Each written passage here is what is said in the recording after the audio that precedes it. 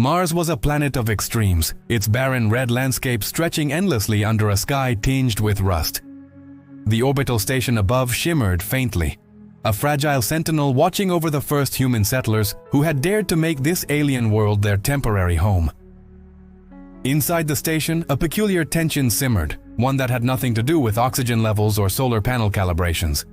It was a bet, unlike anything the interplanetary community had ever witnessed. "Pay for the poorest shelter on Mars, and I'll give you the orbital city," the manager had declared weeks ago, his voice broadcast to the settlers and engineers alike. Laughter had erupted. Everyone thought it was absurd.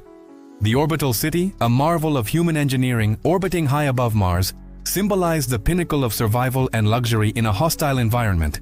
Yet, among the crew, one engineer saw opportunity, possibility, a chance to rewrite the rules of life on Mars. While others scoffed at the words, he began calculating, planning, considering every variable from resource allocation to radiation exposure. The orbital city was not just a structure. It was an ecosystem, self-sustaining and complex, requiring precise energy distribution, water recycling, and artificial gravity modulation. To acquire it, one had to think far beyond conventional strategies, to bend the absurdity of the challenge into a path of calculated risk. That engineer, now at the center of the attention, had spent weeks analyzing every aspect of Mars's storms, radiation levels, and orbital mechanics, preparing for a maneuver that most considered impossible. Outside, the Martian dust storms raged, the planet's thin atmosphere whipping fine particles into blinding clouds, a natural barrier that seemed to echo the incredulity of the crew below.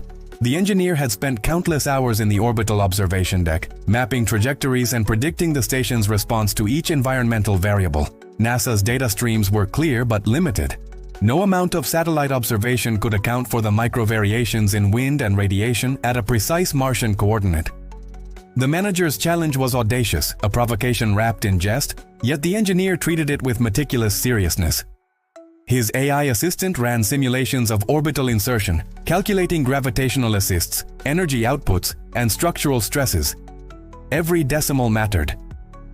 The poorest shelter on Mars, a modest dome with minimal life support, was more than a simple structure. It was a test of ingenuity, resource management, and psychological endurance. If he succeeded, the orbital city would become accessible not through bureaucratic channels, not through corporate negotiation, but by the audacity of one human mind daring to turn a joke into reality.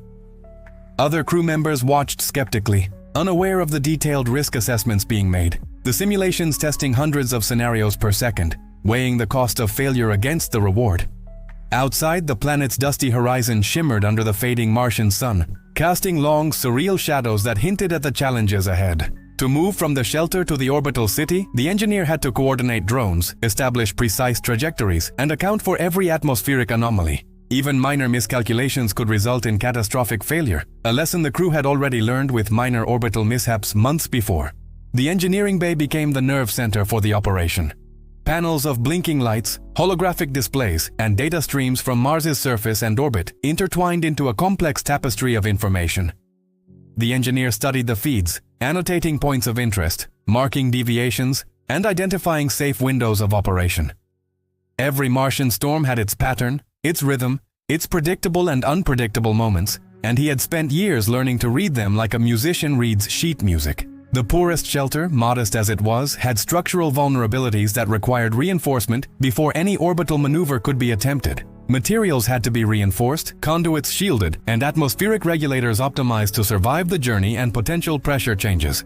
The engineer's hands moved swiftly, methodically, adjusting robotic arms, configuring drones, and ensuring that each component of the operation was synchronized with extreme precision. Communication to Earth remained delayed, a frustrating but familiar limitation, so all decisions had to be made autonomously. Risk assessments, simulations, and contingency plans were layered upon one another in real-time analysis. Meanwhile, the rest of the crew watched, part of them horrified, part of them fascinated. What began as a bet now felt like an unprecedented experiment, one that could redefine human capability on Mars and in orbit. The orbital city, with its gleaming modules and artificial gravity loops, hovered above like a distant dream, its accessibility contingent not on approval or authority, but on skill, daring, and perhaps a little madness. The stakes were monumental: survival, prestige, and the validation of ingenuity against the seemingly impossible. The Martian environment offered no comfort for mistakes. Dust storms could erode sensors, high radiation bursts could fry circuits, and the thin atmosphere offered no margin for error. Every calculation the engineer performed accounted for these variables, incorporating redundancy into every system. He studied the thermal differentials that could cause expansion and contraction in structural joints, the potential electromagnetic interference from solar flares, and the microgravity effects on fuel dispersal for propulsion systems. Even the seemingly mundane tasks, like calculating the alignment of solar panels or the trajectory of tethered drones, carried the weight of life and death consequences. As he moved through the operational bay, his mind was a whirlwind of probabilities, contingencies, and simulations. The rest of the crew began to understand that the bet, as insane as it seemed, was now a mission, a challenge that could elevate humanity's presence on Mars from survival to mastery. Outside, the dusty horizon shifted as the storms began to recede, revealing glimpses of the orbital city above.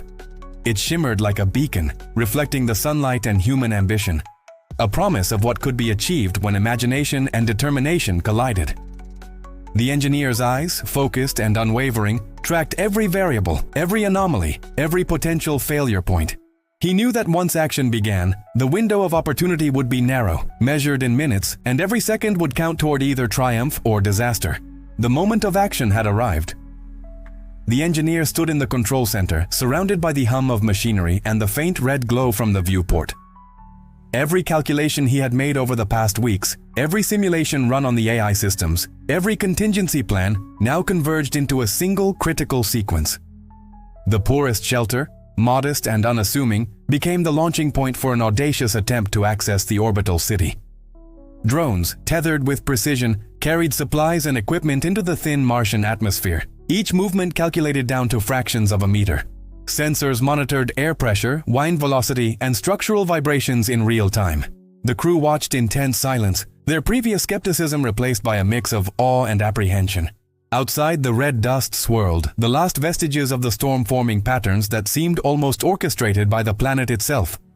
The engineer's hands moved with unerring accuracy, coordinating multiple systems at once, ensuring that every action aligned with the predicted outcome. The orbital city above waited, silent and gleaming, a testament to human engineering and ambition. If this sequence succeeded, it would demonstrate that even the most improbable challenge could be transformed into reality with skill, determination, and daring. The first drone successfully reached orbit, its sensors transmitting live feedback. Every micro-adjustment, every minor correction was critical. A single misalignment could send the operation into chaos.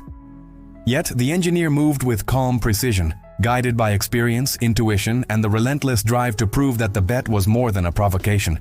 It was an opportunity to redefine what humans could achieve on Mars. As the drone docked with the orbital city, the crew erupted in cautious celebration, understanding that this was more than a technical success. It was a triumph of human ingenuity against overwhelming odds.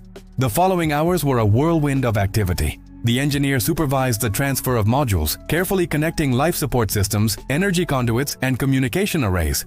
Every connection required validation, every system check confirmed twice, with backup contingencies ready to deploy at a moment's notice. The Martian gravity, while weak, still posed challenges for movement and stability, and the orbital city's rotation added subtle complications in synchronization. Yet, the operation progressed flawlessly, the culmination of weeks of planning and hundreds of simulations executed in real conditions. The crew, once skeptical, now participated fully, their trust in the engineer absolute. Outside, the red Martian landscape stretched endlessly, silent witness to the audacity unfolding above. The orbital city, now partially connected to the shelter, gleamed as a symbol of possibility, of ambition realized through courage, knowledge, and relentless determination. The engineer paused briefly, reflecting on the enormity of the moment. Humanity had dared to push boundaries, to challenge absurdity, and to achieve what seemed impossible. Yet, the operation was more than just a technical victory. It was a testament to the resilience of the human spirit in the face of isolation, danger, and the unknown. Communication to Earth, delayed as always, would soon relay images and data of the successful docking, inspiring generations of scientists, engineers, and dreamers. Every metric monitored, every parameter validated, was proof that audacity combined with expertise could bend even the harshest environment to human ingenuity. As the sun dipped below the Martian horizon, shadows stretched across the barren landscape, the red dust settling into gentle dunes.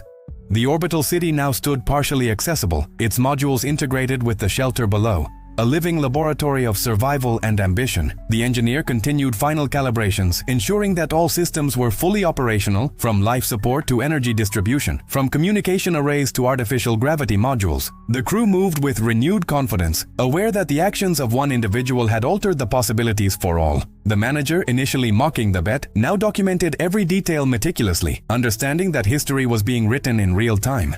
This was more than a human achievement. It was proof that structured risk, combined with preparation and insight, could redefine the limits of exploration.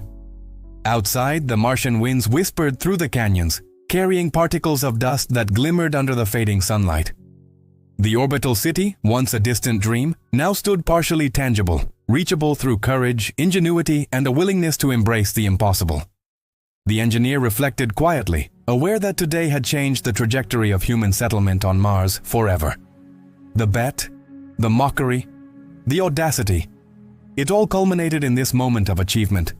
A reminder that in the harshest environments, human creativity and determination could carve pathways where none seemed possible.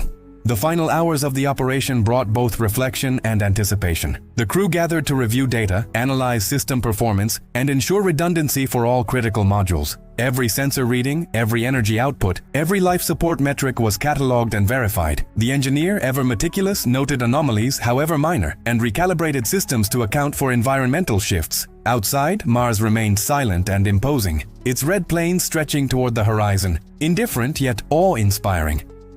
The success of the operation was not just in completing the connection between the poorest shelter and the orbital city. It was in proving that with ingenuity, preparation, and courage, humans could confront the challenges of alien environments and emerge victorious.